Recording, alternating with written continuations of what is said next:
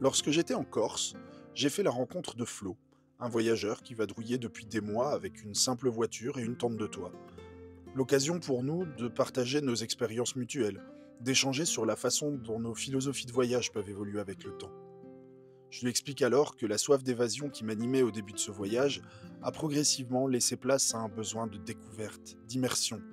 Là où je survolais avant 3 pays en un mois, désormais je m'imprègne d'un même pays pendant 3 mois.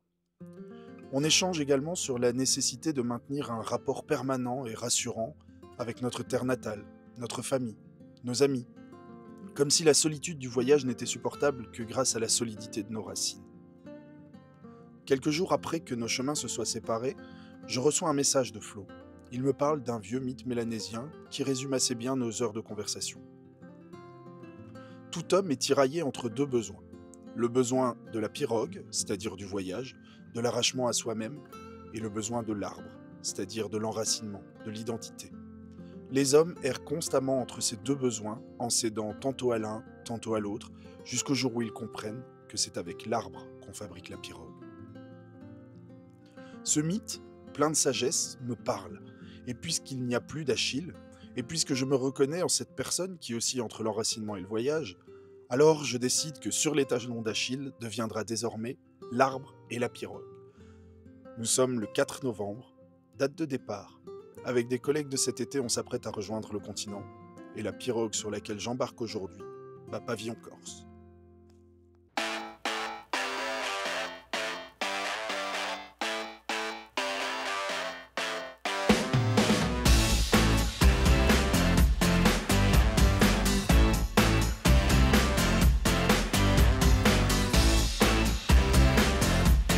Bonsoir à tous, Marius, PD de sommelier.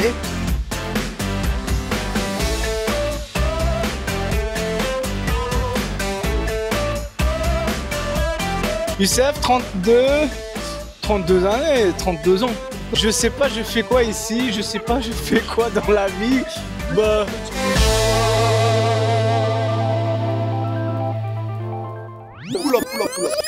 Pas des armes, tu t'en sers pas, mon pote, tu fais rouiller le matos. Les vrais m'ont dit Wallah, Billah, Brulux, pourtant on fait gratos. Alors la nuit a été plutôt courte, on dira que la traversée a été plutôt agitée avec les collègues. Première galère pour le premier jour, désolé j'essaye de regarder la route. En arrivant hier pour l'embarquement dans le bateau, j'ai constaté qu'il y avait un petit souci avec Edgar. Quand on faisait la route, j'avais l'impression qu'il y avait une odeur de diesel qui se dégageait. Et quand on est arrivé, j'ai regardé effectivement une petite fuite à une durite au niveau de l'entrée du filtre à carburant. C'est pas normal. Donc là, la mission, ça va être de pouvoir réparer ça rapidement. A few moments later. Petit point mécanique, il est 9h15 du matin et Edgar est déjà réparé. Plutôt belle perf, donc sortie du bateau à 8h. Edgar réparé à 9h15, c'est trop bien. Grâce à la merveilleuse intervention de John qui m'a trouvé un garagiste qui a pu me prendre à la première heure. Donc trop cool, ça m'a coûté 15 balles, donc ça c'est plutôt la bonne nouvelle aussi. Voilà. C'est elle là, cette connasse de Durite qui avait une fuite et qui en a foutu partout. Une fois le souci technique résolu, je reprends la route pour rendre visite à une partie de la famille qui a fait le choix, il y a un mois environ, de changer de vie. Leur pirogue à eux les a emmenés à Saint-Laurent-des-Gouzes. Ce matin, je me réveille donc en Camargue. Et premier constat, ici, c'est l'automne.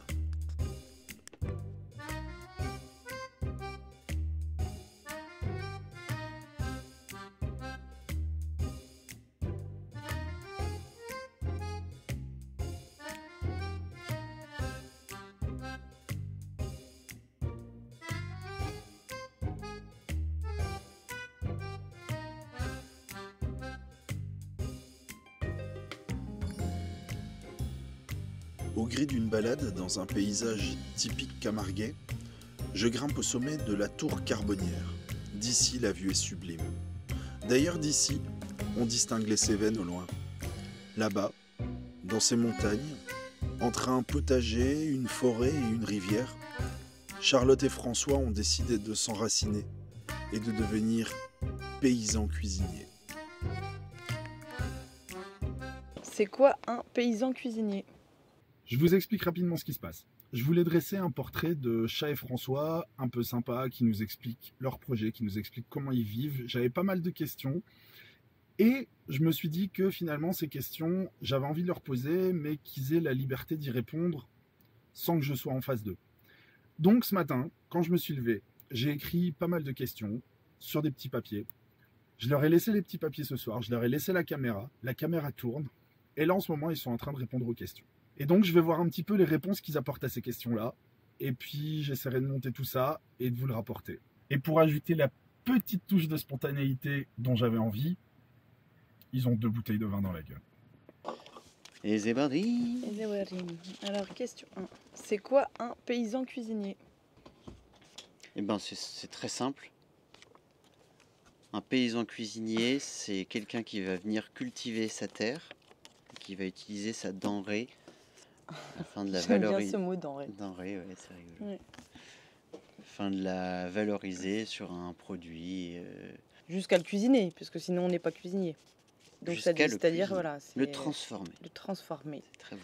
Donc transformer le fruit du maraîchage en cuisine. Très belle explication. Ouais. François, présente-nous Chat. Chat.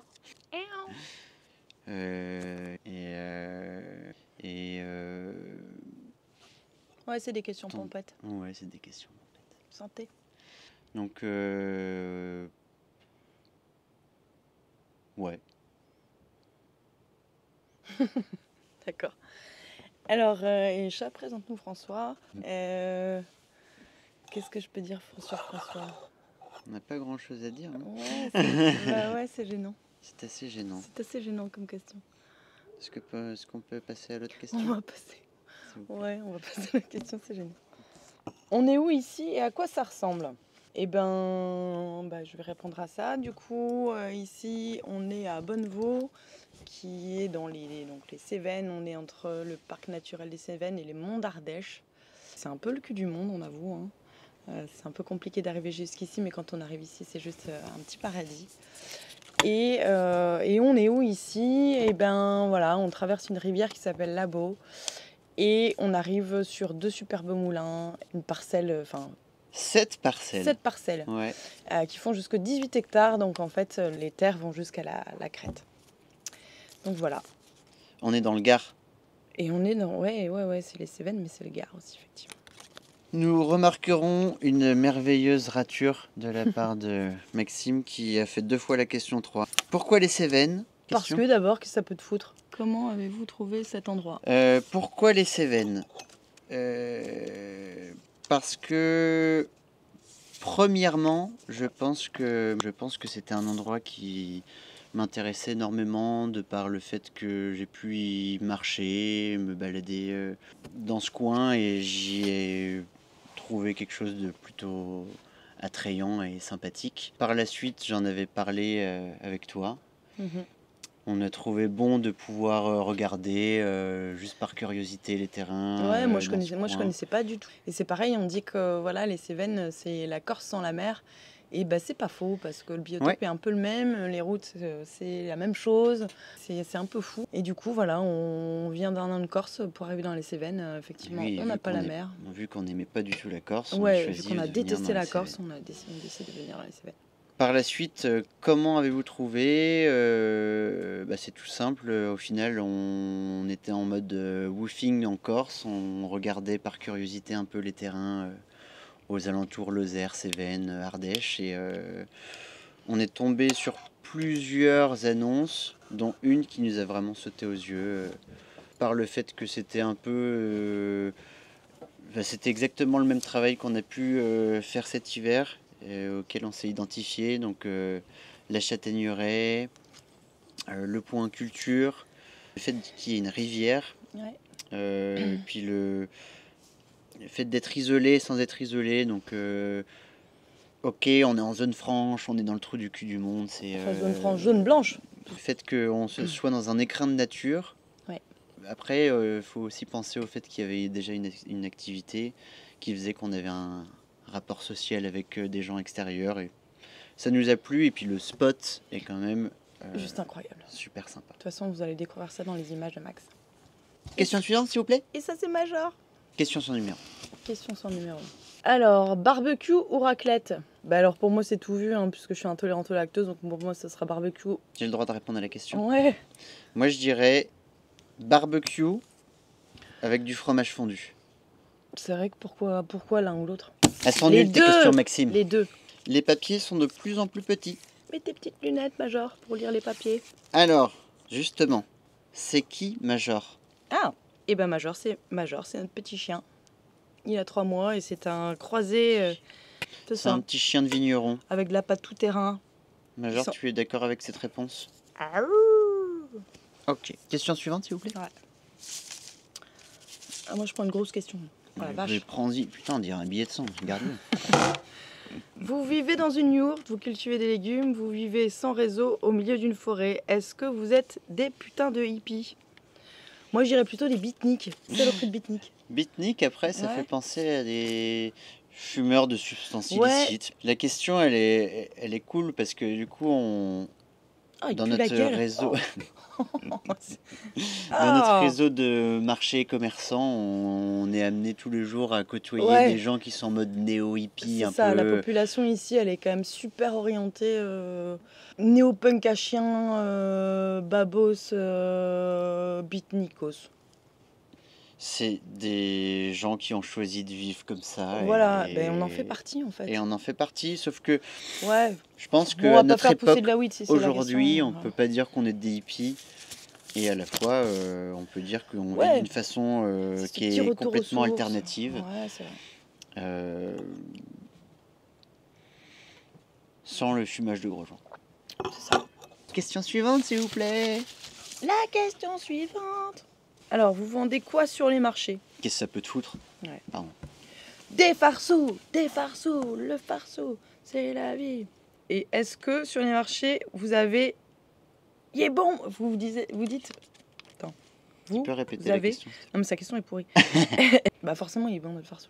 Mais qu'est-ce qu'un farceau? Le farsou. Origine avéronaise, donc voilà, on peut dire qu'on est plutôt proche. La base, c'est du pain trempé dans du lait avec donc des légumes. Donc la base, donc c'est oignon, ail, blettes.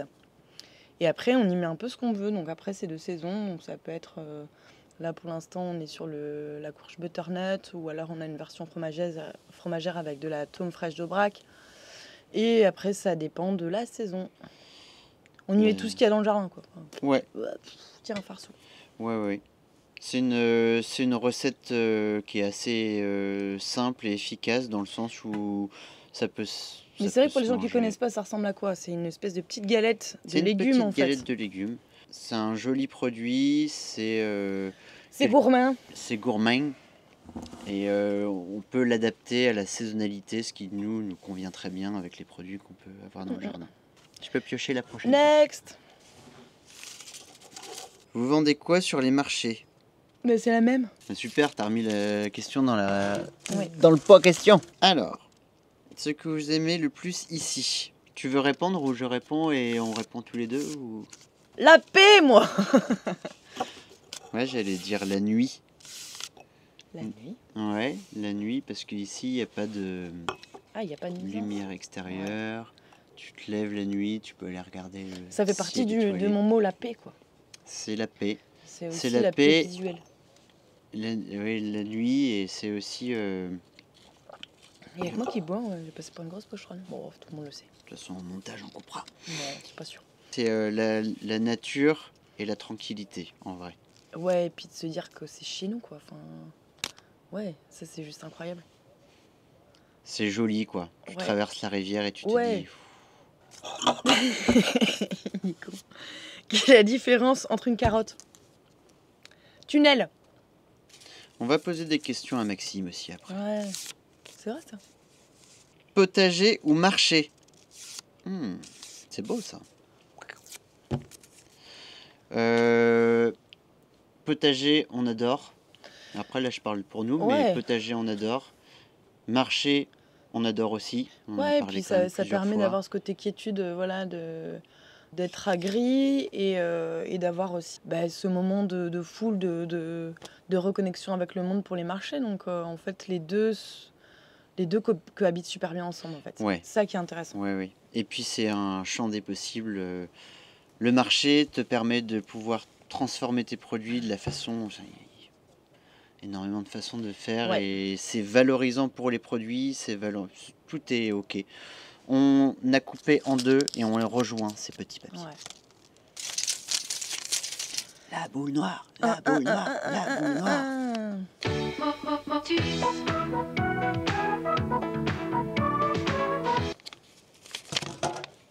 La vache. Quelle Oh évolution... putain! Ouais, Pardon. elle est énervante.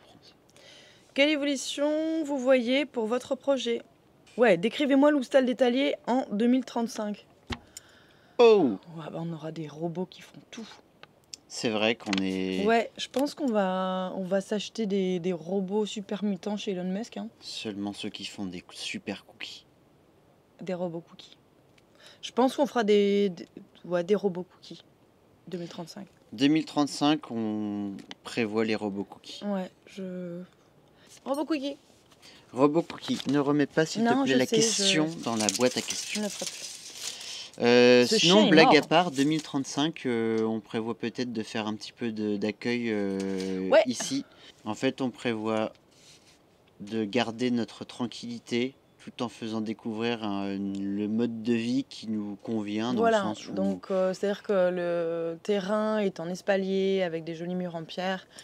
Et le but à terme serait peut-être de faire des cabanes perchées et pouvoir accueillir en fait des gens, parce qu'après on a aussi une parcelle où on peut accueillir les animaux. Et sachant qu'il y a un chemin pédestre avec les ânes qui passent donc sur les crêtes, en fait ils pourraient descendre du terrain et venir jusqu'à chez nous. Donc on peut héberger les animaux et puis faire des nuitées petit déjeuner et plus si affinité. Voilà.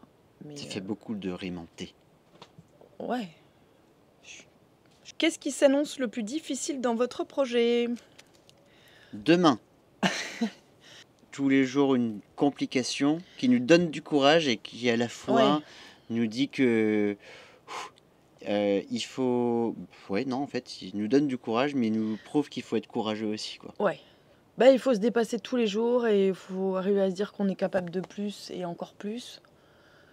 Et ouais, et trouver une solution, pardon. C'est garder le cap. Ouais, c'est peut-être ça. Garder le cap, c'est bien. Garder le cap, c'est bien, ouais. Comment s'est passée la vie sans réseau? Plutôt pas mal. Plutôt pas mal. Après, c'est plus pour voilà, l'administratif, les gens qu'on a besoin de joindre. Ouais, ça va. De toute Moi, façon, ça maintenant, on me- est reconnecté, donc ça va. Mais voilà, on n'a pas de réseau téléphonique. On a juste Starlink qui nous permet de communiquer les gens. Est-ce avec qu'on a les le gens. droit de citer des pubs? La vie sans réseau, c'est... En fait, c'est être libéré. En fait, c'est la vie. Ouais, c'est la En vie. fait, c'est la vie. C'est la vie Sinon, juste. C'est-à-dire que juste le blanc. C'est juste ça. Arrête, je veux pas être Ah. ton con. Non, mais la vie sans réseau, au final, c'est juste que tu t'aperçois que tu passes énormément de temps sur les réseaux, sur ton réseau, et tu t'aperçois au final que t'es content de te lever le matin sans avoir tes yeux rivés sur un écran, et tu te couches le soir, t'as pas tes yeux rivés sur un écran, malgré le fait qu'on soit connecté aujourd'hui. On Ouais. passe beaucoup moins de temps sur nos téléphones. Et Non, et puis danse quand on est bien. quand on y passe du temps, effectivement, c'est pour appeler nos proches, pour voilà. Et c'est à bon escient plus que à scroller dans le vide parce qu'on s'ennuie. En fait, on n'a pas le temps de s'ennuyer, donc la question se pose pas tellement, quoi. Je pense. Hein? Tu t'ennuies? Moi, je m'ennuie. C'est à moi de Ouais. piocher la question. Moi, je pense que oui. Elle ressemble à quoi votre journée type? La vache. En fait, Ça, c'est une bonne question, Maxime. Merci. merci. Chaque jour a une utilité précise. Ouais. On pourrait parler de Le limite semaine type, dans le sens où Ouais. on se fait un espèce de planning en se mettant un focus. Tu voulais me donner tes lunettes? Absolument pas. D'accord. Tu En se n'en as mettant pas un besoin. focus sur une activité et une journée type. Bon, si pour parler trivialement, ça serait lever, animaux pour toi. Par la suite, ça va être on va commencer à boire le thé ou le café et parler de notre activité de la Ouais, journée. mais là, ça commence à être long. Tu vas parler de ton popo et tout. Ben, une journée type, c'est un lever et du poppy quand même. Ouais. Poppy, poppy. Non, il y a beaucoup de choses à faire et il y a plein de choses différentes à faire. Le jeudi, on est en prépa cuisine pour les marchés. Les marchés sont les vendredis et samedis. Donc là, forcément, ce bloc-là, il est incompressible.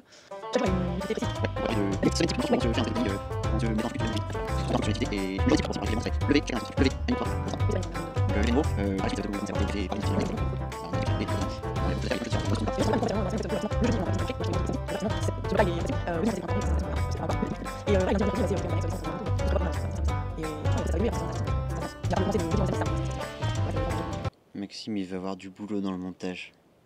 C'était long? Toi qui pioche? D'accord. La boule noire. Alors, bière ou vin? Bah, j'ai envie de vous dire que pour l'instant, c'est bière. Non, c'est vin. Pour l'instant, Oula, t'as trop bu de bière. c'est les deux. Mais vin, Cut, vin. cut. Vin, absolument, ouais. Et bière de soif. Vin par passion, quoi. Ouais. Vin par passion. Allez.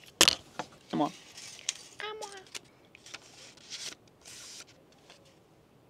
Cut, les gars. Ah, c'est quoi la question? Reprise. Ça ne vous fait pas peur de vous lancer dans une activité agricole aujourd'hui? Eh ben surtout pas, parce que je trouve que moi ça prend tout son sens aujourd'hui justement. Ouais. La question, elle était vraiment nulle. C'était Ouais, n'importe non, quoi. voilà, on est dans un endroit où justement on est autonome en tout, que ça soit en solaire, en eau et du coup en vivre, en légumes et après on en fait une activité commerciale. Je veux dire, notre slogan c'est déraciner du sens. Ben, je pense que c'est pas dénué de sens. Ça a du sens? C'est beau ce que tu dis. Major. Team Ardèche ou Team Gare? Team building. On n'a pas une assez grosse équipe. Non. Moi, je dirais. Moi, je vois que je m'en fous.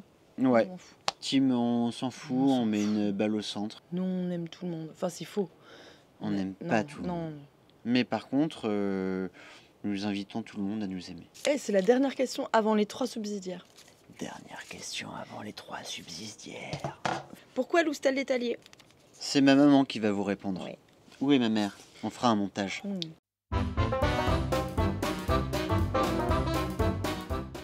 L'étalier, c'est la parcelle principale du terrain. Ensuite, Et puis parce que c'était classe aussi comme nom, talier. l'étalier, c'était classe. Sinon, il y a aussi les soules, quoi. Mais, Ouais, parce qu'on a la parcelle des Soules. C'était vendeur, mais peut-être pas. Et comme les premières d'à côté, c'est les délices de mon cul. Ouais, voilà. Et Loustal, Loustal parce que. Bah, parce que c'est un nom occitan de base aussi. Voilà, on est dans le Gard. Hein. Et c'est une maison d'accueil pour voyageurs en fait. C'est le point d'hospitalité. Le point d'hospitalité, voilà, bonne franquette hospitalité. On trouvait que ça collait pas mal. Et voilà, si on veut faire de l'accueil à terme, c'est cool aussi. Donc voilà, l'Oustal d'étalier plutôt que l'Oustal des Soules. Et puis parce que c'est stylé. Ouais, parce que c'est super classe. Dites-moi que Dali sera bien ici. Tu vas être bien ici? Est-ce qu'il peut vous répondre? Ah, est-ce qu'il va être bien ici? Mais bien évidemment. Mais en fait, c'était pas une question. C'était une question, mais c'était plus pour Max pour le réconforter. Ouais, mais on va la couper là. On va répondre Dali sera bien ici. Voilà, c'est tout. C'est beau ce que tu fais. Ouais. Un truc à ajouter. Il est bon ce petit merlot. Eh ben, il est bon ce petit merlot. Oui, bravo. Petit producteur à côté de Bergerac. J'ai envie de vomir. Last one. À qui voudriez-vous montrer cette vidéo? Ouais, notre chat. Je pense. Et puis après, on n'est pas très compliqué à tous ceux qui voudront la regarder. Ouais, puis pour cette dernière question, je m'attendais à mieux. Ouais, Je suis déçue. je me casse moi. Ah, j'ai fait bien à côté. Sur ce, à ciao, bon dimanche. On est samedi. À ciao, bon samedi.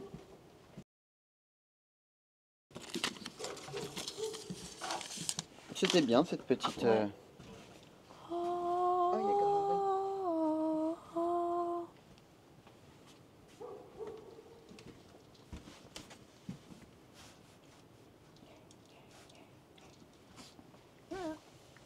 Il est pas là, Maxime? Il fait chaud là. Et donc il est parti, Maxime? Mais il est parti à jamais là, c'est sûr. Ah ouais.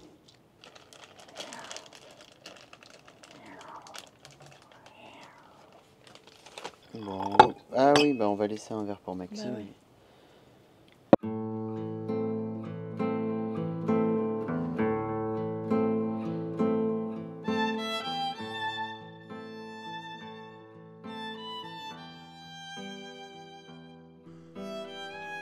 Je vois le soleil se lever pour la 10e et dernière fois sur les montagnes des Cévennes. C'est l'heure tant redoutée de dire un au revoir pénible à mon chien.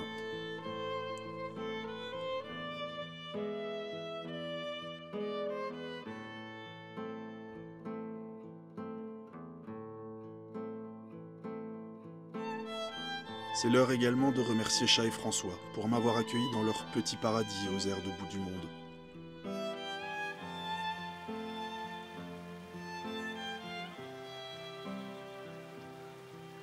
De les remercier de s'être prêtés aussi spontanément au jeu du portrait, en nous partageant leurs projets inspirants qui mêlent les racines et le sens.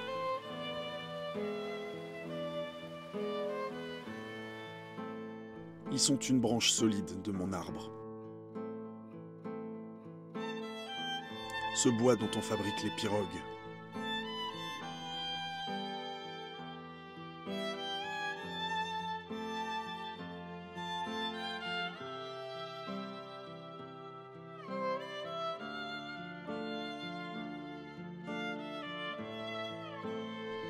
Et de la même façon qu'elle m'avait souhaité la bienvenue, les Cévennes m'offrent, en guise d'au revoir, le spectacle mystique d'une somptueuse mer de nuages.